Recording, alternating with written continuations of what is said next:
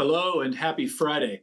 I'm Anson, and for the last couple of weeks, we've been thinking about good examples that are there for us to follow. I actually just had a conversation with a friend yesterday who told me a story of a woman who set a great example of giving a testimony of the peace that Jesus gives.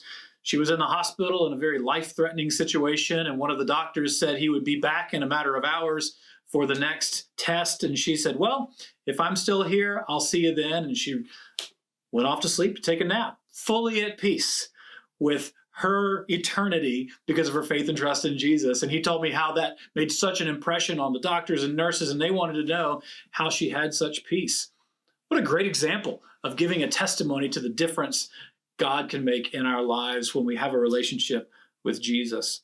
Last Sunday, Pastor Farrell from Grace Covenant shared an example from the Bible in Barnabas, who leveraged his opportunity to be an encourager and create opportunity for John Mark, who had made a mistake, to redeem himself and be a part of God's plan as the early church spread. So from the beginning of this year, we've been talking about this idea of the stewardship that we've all been given to use the resources God has given us for the opportunities that he puts in front of us this year in 2024 as individuals and as a church. So we need to look to good examples. We need to look at what it means to be a steward of the King.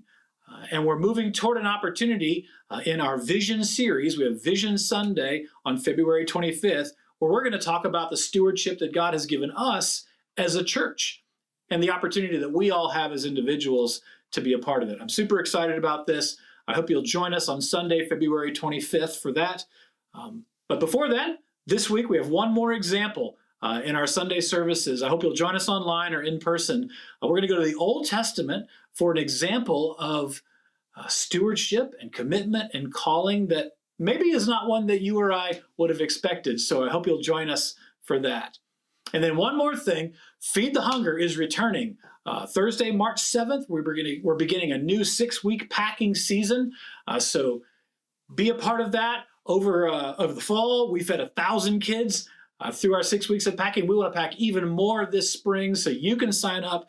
Again, it's an opportunity to reach somebody who maybe they don't have a church home, maybe they need a community to connect with, maybe they just need something to do that has some purpose or meaning, and they can come out and do that by packing with you for a couple of hours. So whoever that is for you, whether it's a work group or some friends or family or a school group or a sports team, this is your opportunity. Get online. LNBC.com, there's the Feed the Hunger box right there on the homepage. You can register a group of people to come and pack. Would love to see us expand our opportunity to bring healing, connection, and purpose through Feed the Hunger. Kicks off on Thursday, March 7th. So excited about it. Would love for you to be a part of it. So lots of going on, lots of opportunity to steward the opportunities that God has given us. And I hope you'll be a part of all of it. Hope to see you soon and have a great weekend.